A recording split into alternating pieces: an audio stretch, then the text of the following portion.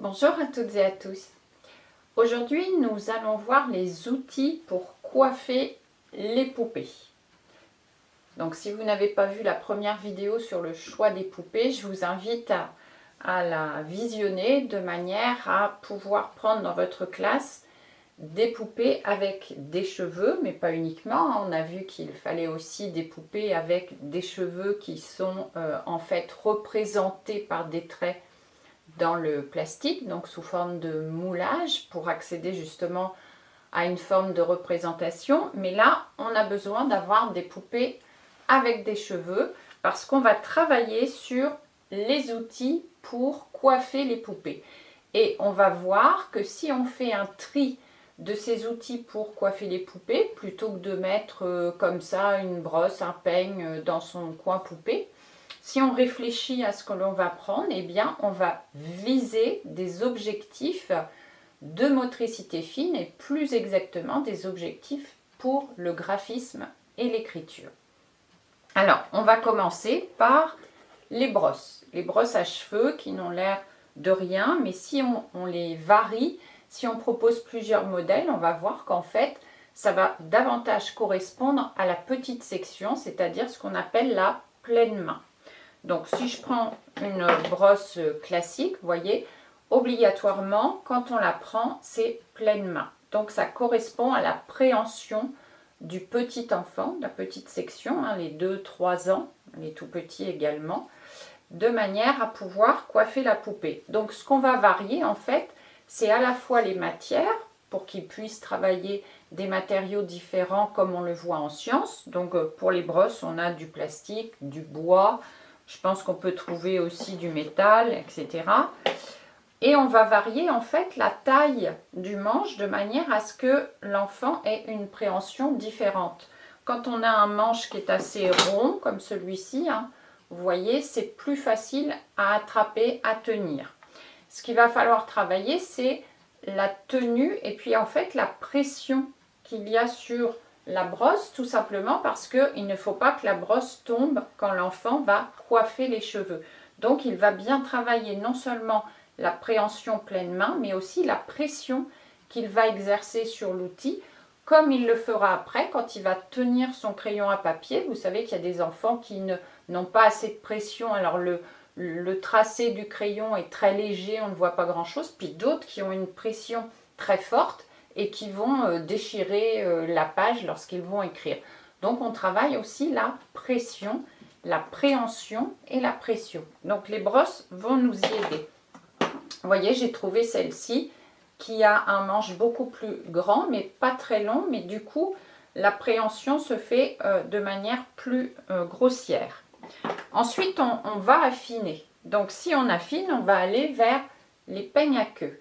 Et les peignes à queue, vous voyez, là, j'ai un manche qui est assez épais, donc je vais retrouver une préhension assez, on va dire, pleine main, mais en même temps plus difficile parce que le manche est fin. Et je vais aller, donc là, ça va plus correspondre, on va dire, à la fin de la petite section, la moyenne section, un peigne à queue très fin, où là, mes doigts vont me gêner un petit peu pour le tenir. Vous voyez, ça va être plus difficile pour l'enfant parce que va falloir serrer davantage, ça peut glisser, ça peut tomber. Donc normalement, je recule un petit peu les doigts. Vous voyez, quand je vais prendre ce peigne, je le prends un peu comme la brosse que l'on vient de voir. Mais là, je vais être obligée de reculer un petit peu mes doigts et je vais commencer à exercer une pression avec mon pouce pour le maintenir. Enfin, donc là, je vais mettre ce qu'on appelle des peignes pleins. Donc là aussi, vous voyez, vous pouvez trouver en bois, en plastique. Et là, eh bien, pour le peigne plein, je vais devoir utiliser le bout des doigts. Et donc, exercer aussi cette pression, mais là, je ne peux plus le tenir pleine main, ce n'est plus possible.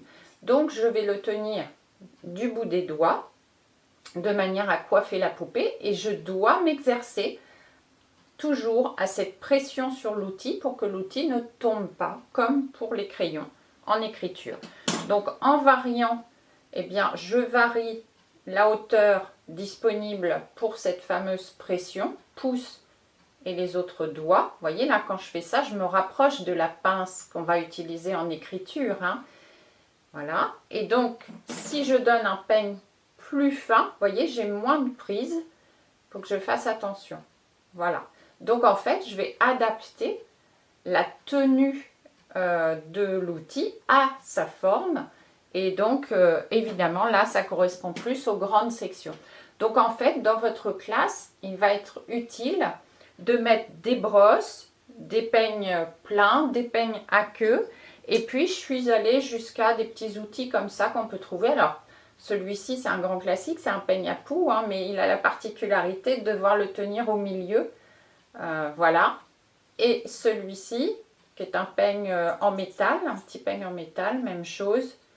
Donc, on peut récupérer ça, on peut demander aux parents, par exemple, dans les boîtes, lorsqu'ils achètent des shampoings pour les poudres, récupérer les petites brosses.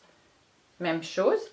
Alors, ensuite, dans les outils, ben, je vais mettre aussi des élastiques, des pinces à cheveux. Vous voyez, je vais bien exercer le bout des doigts. Même chose pour la barrette qui a la particularité de devoir utiliser les deux mains pour pouvoir la positionner. Une main, c'est pas possible, hein, donc c'est très intéressant pour ça. Positionner la petite barrette. Je vais mettre aussi alors des petits miroirs, bien entendu, là c'est pour que on soit vraiment dans l'imitation et les petits miroirs, on pourra faire un travail en science. Je vais aussi mettre un fil pour étendre les vêtements des poupées, etc.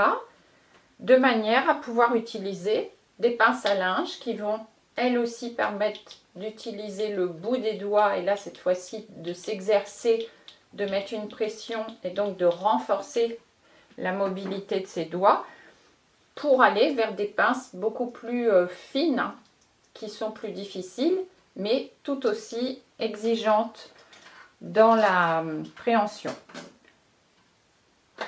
Voilà, donc pour les petits outils, pour coiffer les poupées, de manière à avoir des objectifs de pression, des objectifs de préhension pour aller vers un affinement du geste de la pleine main à la pince qui nous servira en graphisme et en écriture. À bientôt!